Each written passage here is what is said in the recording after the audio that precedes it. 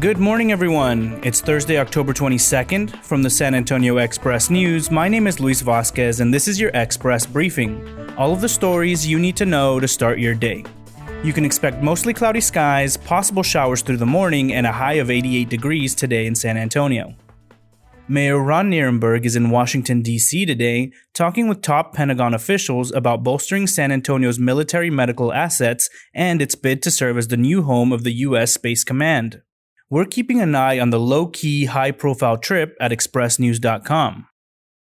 Pope Francis has endorsed civil unions for same-sex couples, saying in a new documentary that homosexuals have a right to be part of the family. You can read more of those comments in the new film at the link in this episode's description.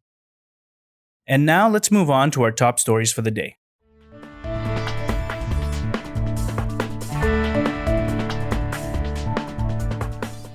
Santikos Enterprises plans to test its roughly 300 employees for the coronavirus every week through a partnership with Community Labs, a nonprofit formed by several local philanthropic leaders.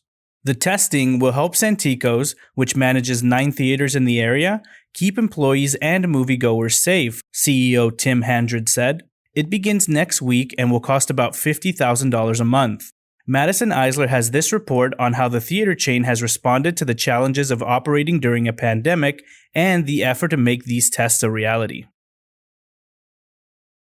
Nearly 1 month after launching a mass coronavirus testing program for students and staff, the Somerset Independent School District is seeing promising results but dealing with a hurdle: how to get more parents to allow their children to participate. As of Wednesday afternoon, the district had tested about 3,000 students and staff across 5 campuses since the program began on September 23rd. 3 students and 2 staff members have tested positive, yielding a test positivity rate of less than half of 1%. About 50 to 60% of all students enrolled at the first schools to be tested have returned to the classroom.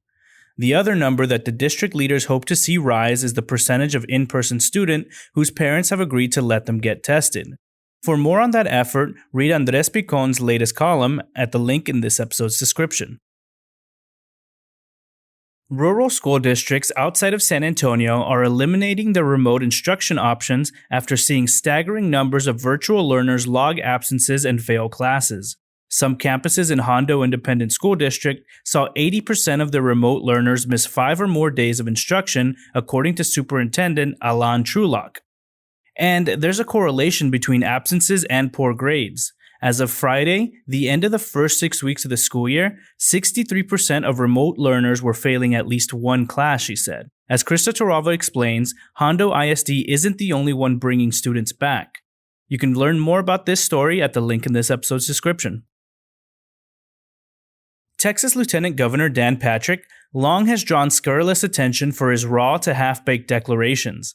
His legendary brand of absurdity made national headlines in March when he suggested the elderly would be willing to sacrifice their lives in the name of reopening the economy, columnist Ayala writes. This week, in the face of increased mail-in balloting in Texas and higher early voting numbers, Patrick said everyone knows there's fraud in mail-in ballots.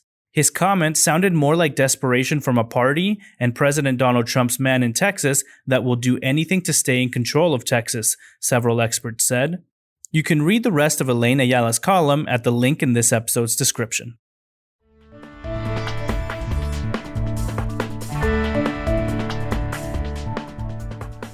To keep our readers up to date on the path of COVID-19, the Express News has built a dashboard of interactive graphics showing the spread of the virus in the San Antonio area, in Texas as a whole, and across the United States.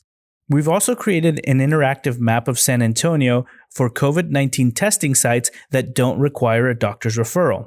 You can find a link to the dashboard and the interactive map in this episode's description.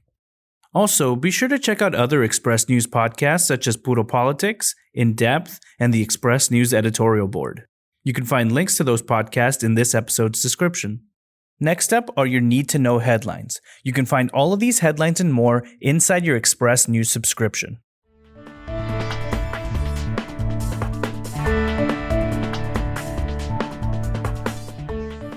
Another 213 cases of coronavirus infections were reported in Bexar County on Wednesday. indicating that the virus's grip on the community has remained steady as many parts of the country brace for the third wave. President Donald Trump and Joe Biden are tied as early voting is underway in Texas, according to a new Quinnipiac University poll released on Wednesday, the latest to indicate the presidential race is on track to be the closest the state has seen in decades. Our reporters are answering your questions. What do you want to know about early voting or Election Day in Bexar County? Submit your questions at the link in this episode's description. A national campaign rallying younger people to work the polls says there's a shortage of signups in San Antonio. San Antonio's economy is still reaping the benefits of a booming home construction industry, but will likely struggle for years in the tourism sector as a result of the coronavirus pandemic, Bexar County Judge Nelson Wolf told business leaders during his annual State of the County address.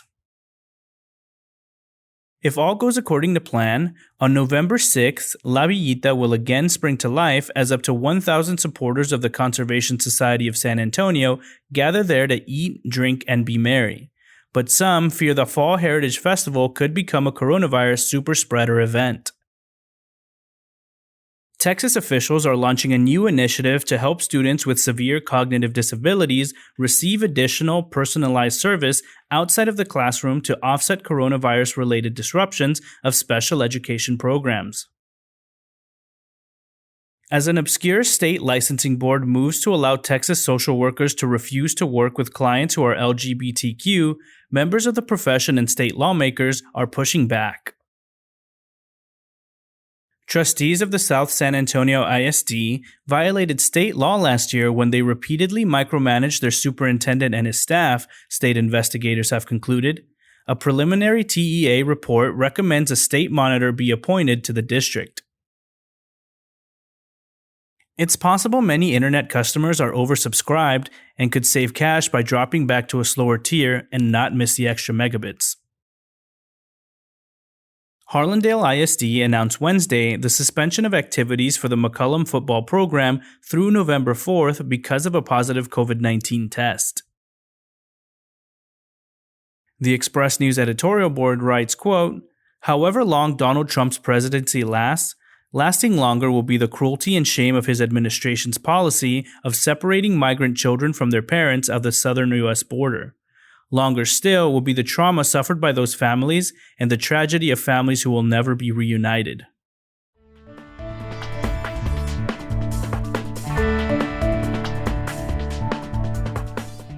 Like a Dr. Frankenstein with power tools, Michael Lane is all about giving life to his undying love for Halloween.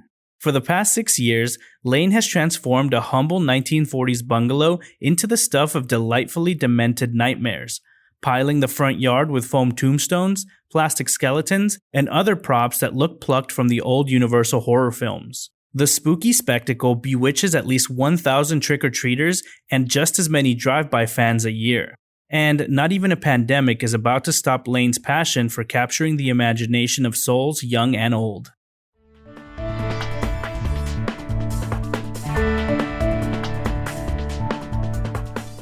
And you thought bats were just the stuff of Halloween decorations and Batman origin films. Not only is the Mexican free-tailed bat a San Antonio and statewide fixture, it's one of the fastest, smartest, and most economically helpful creatures on the planet by reducing farmers' needs for expensive pesticides.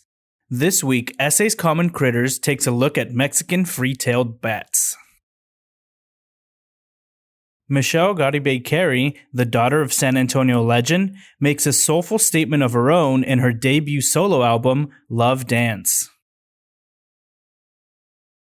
Like most Mexican celebrations, Dia de los Muertos is about food and drink, and Pozole Poblano is perfect for Day of the Dead or any chilly day. Borat's subsequent movie film tops our list of what's new or notable in home video this week. Express News staff writer David Hinojosa sets up the San Antonio area's high school football weekend, starting with a clash of unbeaten 6A teams tonight. And that's all for today. This was your Express briefing for Thursday, October 22nd. My name is Luis Vasquez. Please consider becoming an Express News subscriber to get in-depth coverage on all the stories you heard today. Also, be sure to rate and review this podcast inside of your Apple Podcast app, as it really helps the show. Have a wonderful day, everyone.